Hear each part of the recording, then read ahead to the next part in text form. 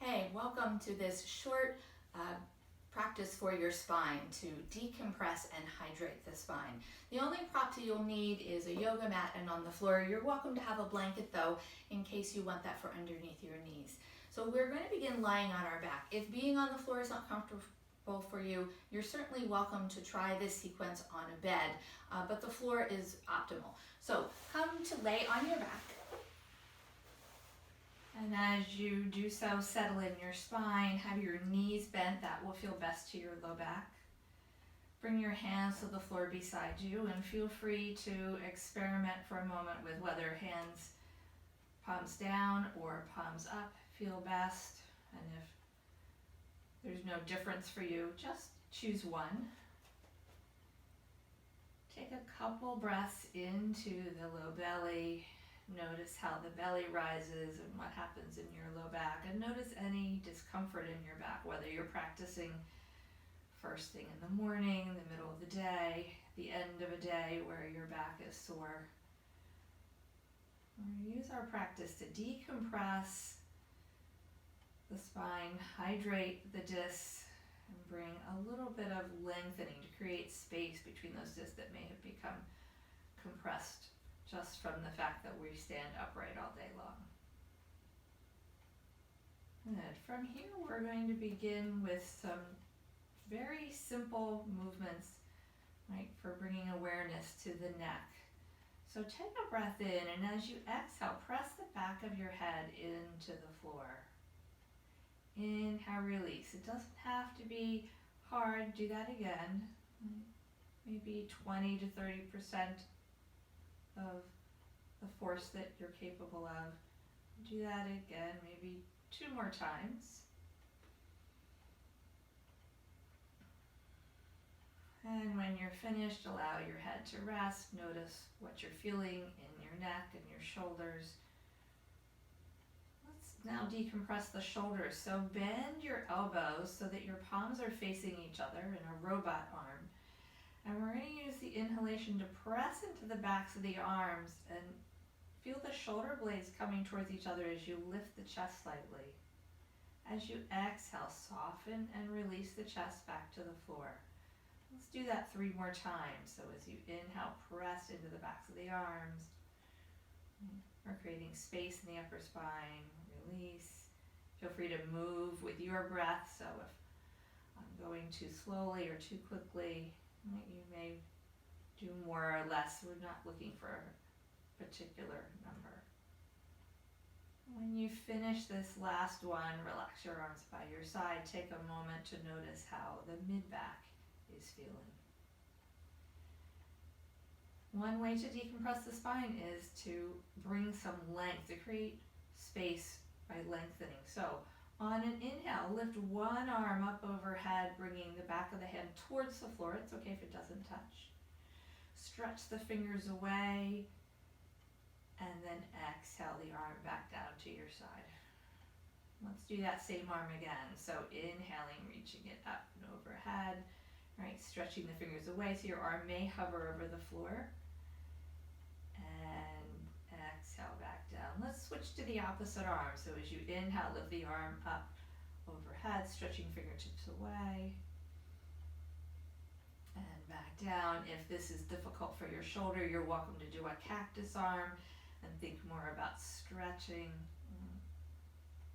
And arm back down to your side. Let's do the same thing with the legs now. So stretching one leg out, press the heel into the floor, feel the leg long, and come back to start. Let's do that leg again. Inhale, slide it out. Pull the heel away as if you were lengthening the pelvis away from the waist and back to center. We'll switch to the opposite leg. So as you inhale, let the leg slide out, press the heel down, lengthen the leg away. Notice how this is affecting your lower back. Do that again. Inhale, lengthen, press, and come back to center. Now let's move arm and leg together. So we'll go back to the first side. As you inhale, lengthen both the arm and leg on that side. Right? Stretch as if someone were pulling your foot and pulling your arm. And then exhale, come back to neutral. Let's switch and go to the other side. So stretch and lengthen, and back to center. You might begin to have a sensation of the spine getting longer. Back to our first side, and to center. Remember, work with your breath, so don't let me slow you down or make you rush. As you come back to center, pause for a moment, and now we're going to work opposite arm and leg. So begin to visualize in your mind. I'm going to start with my right arm and my left leg. So when you're ready, on your next inhale, slide, right? That left heel forward, stretch arm and leg away, and on the exhale, drawing the belly in, come back to neutral. Let's switch to the other side. So inhale, lengthen, and back to center. And one more time to each side. So inhale, take your time, move through the whole in-breath and the whole out-breath.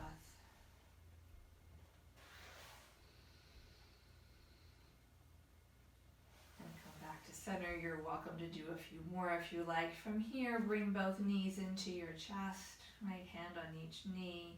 You can hug the knees in or take a couple circles in each direction. This can feel really wonderful on the low back. Feel free to have the knees as far apart as feels good for you. Even experiment with that. And then coming to center, bring the knees towards one another, the shins parallel to the floor, and let your hands come down to the floor, another side, palms down. We're going to come into down dog, but we're going to do it from our back. So on an inhale, straighten your knees, take your feet up towards the sky as both arms now reach overhead. And exhale, bend the knees, shins parallel to the floor as palms come back down by your hips. Let's do that a couple more times. Inhale, lengthen. Think about drawing the feet and the arms away, create space in the spine. Exhale, back to center. And this last time, let's lengthen and let's stay here for a couple of breaths. So as you exhale, soften the elbows, soften the knees. Inhale, lengthen. Exhale, soften. Inhale, lengthen, and as you exhale, you can bring the knees in. Your hands may come to the knees this time. Again, take any rocking that you'd like. And then bring your feet to the floor. Take a moment here to notice how your body feels.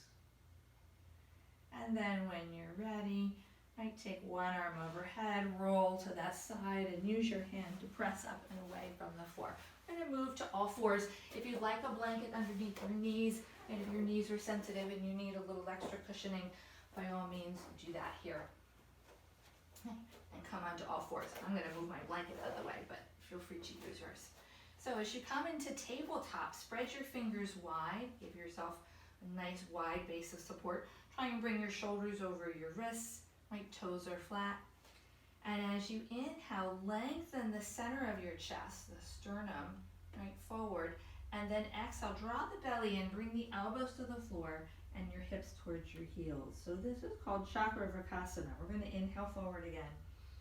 Right, this is a wonderful pose for bringing fluid into the spine, of moving all the spinal discs. So we're going to move back and forth.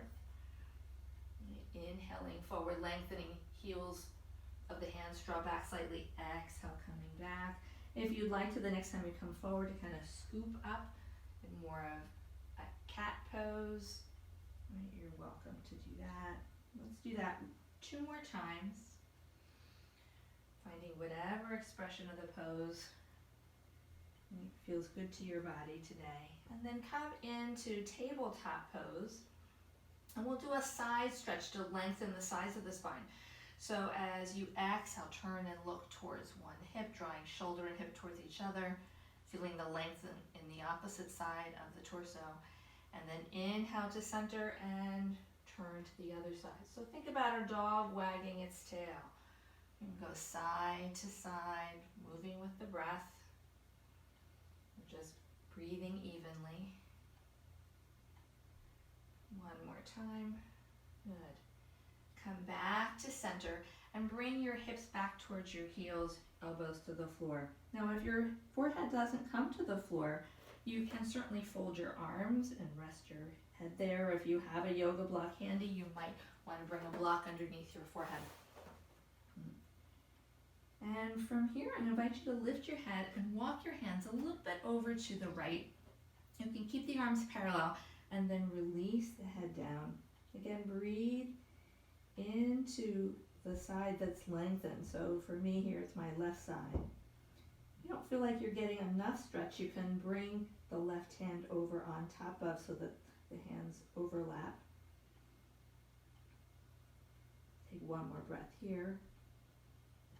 And then lift your head, walk your hands back through center and now over to the opposite side, so left side for me. Remember, you can start with arms parallel and then release the head down. If you want more stretch, you can take now the right arm over and breathe into the right side of the rib cage. Right? Feel how this curving of the spine helps to create space along those vertebrae. Lift your head, come back to center. And come back up into table. So we're going to work into down dog now because it's such a great pose for lengthening the spine. So drawing the heels of the hands back towards the knees, lift the chest forward. And then curl your toes and exhale, lift your hips up and back, pressing the floor away. You can bend your knees a lot here. Think about lengthening your spine from your tailbone all the way up to your head. Then exhale, bring the knees down, uncurl the toes, and you can slide back into a child's pose. Inhale forward into tabletop. Exhale, curl the toes, come into downward facing dog. Remember, knees bent is fine. We're not so much worried about the hamstrings here as we are trying to lengthen the spine. Flatten the feet, come back into child's pose. Let's do that 2 more times. So inhaling forward. Right, if child's pose is not comfortable for your knees, feel free to stay in tabletop for a breath. In between down dogs, inhale forward. Last time. And then coming forward. And this time as we come into down dog, let's stay there for a couple of breaths. So bend your knees a lot. Press the floor away. Lengthen your tailbone towards the ceiling. Feel that length in your spine. Take 2 more breaths. And then release your knees down, right? Uncurl your toes. You're welcome to rest in child's pose or come back and sit on your heels. Take a breath or 2 here. And as you breathe, notice, how does my back feel? You're beginning to feel some lengthening, right? As all that movement is not only lengthening the spine, decompressing it, but also working to hydrate the vertebra. Right, we're going to come back onto our back, so make your way back down to the floor.